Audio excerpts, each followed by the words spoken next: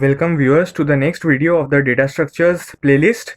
So today we are going to learn about queues. It will be very helpful for you to understand queues if you have already watched the stacks video. If you haven't, try to watch that video before watching this. So now let's just jump into the video. We will be understanding queues with the help of a real world example, and the most famous and the common real world example of queue is collecting tickets from a railway counter.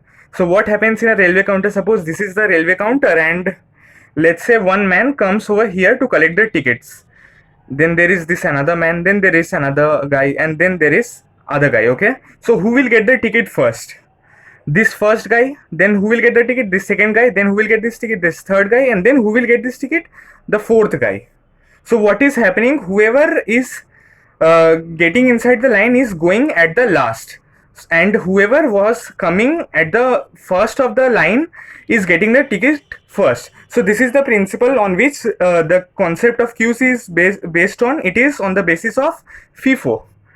It is first in and first out. So whoever is standing at the first of the line will get the ticket at the first and will be first one to get out of the line. So this is why the concept is known as first in and first out. So on the basis of this, we will be understanding the code of the queue data structure, and in queue almost all the functions provided by the STL are same as those provided in the stacks. Just there is one difference, that there was this top function in stacks, but here instead it is the front function, and we also have an additional back function. So we can get which element is present at the front of the queue and which element is present at the back of queue with the help of front and back functions, which we will be seeing in the code. So let's just jump into the code. How to write a queue data structure? Okay, so what do? We first write the data structure. Suppose if there was set, we would have written set. If there was stack, we would have written stack, but we have queue, so we'll write QUE for the queue data structure. Then whichever data type which with which the elements, in which the elements we want. Okay, so I will want integer element, so I will write int over here, and then a variable q which will represent this queue data structure containing the integers. And if we wanted the data structure of queue to carry characters, to have characters in the queue, so I would have written char. If I wanted strings, I would have written string, but I want to have integers in my data structure, so I'll write queue. So how to push an element inside the queue? We will write a very simple function which is known as queue.push and then 10. So 10 is pushed inside the queue, and then we write queue.push 20. Then 20 will be pushed inside the queue. If we write now cout queue.front,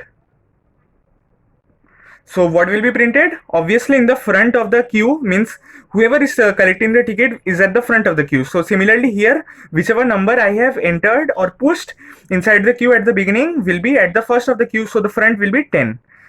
Okay, so what will be printed over here? 10. And if I want to print q.back, then what will be the output? The output will be 20. So why 20? Because it was pushed inside the queue at the end. So whatever is pushed at the last will be returned when we write q.back. And there is another method to push elements inside the queue. We can write q.emplace 30. Then the queue will look something like this: 10, 20 and 30. And just like stack, we can see that push function is there, emplace function is there, but the top function is not there. Instead we have the q.front function which returns whatever element is at the front of the queue, and q.back which returns element which is at the back of the queue. So now let's see what are the other functions provided by queue. So just like stack, there is another function known as pop, q.pop. Okay, if we write q.pop over here, then what will happen? The front of the queue will be popped out. So after popping this 10 out, what will happen? The 20 and 30 will remain.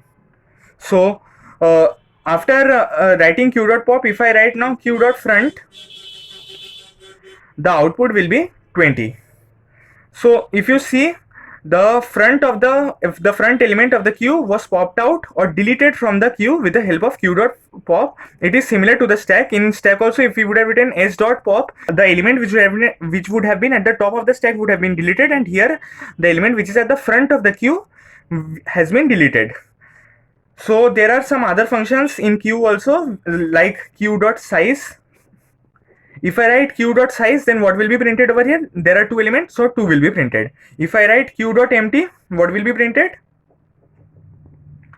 It will be printed false.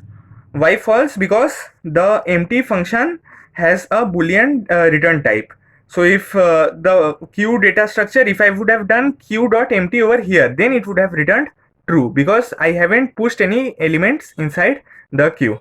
So now how will we print the Q elements if we don't know how many elements are there? We will simply write while Q dot size and then function symbol, then not equals to 0.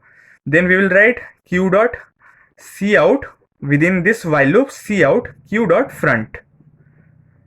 And then since we have printed the frontmost element and we don't require it, so we will pop it out.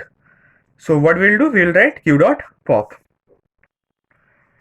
So in this way, whenever all elements will have been popped out, the size of the Q will be reduced to 0, and hence there won't be any element remaining to be printed, and then the loop will break and come out. So these were the functions which are provided by STL library, or you can say the standard template library, in the Q data structure, and we can implement it very easily. So I hope most of your basics were clear with the help of this Q.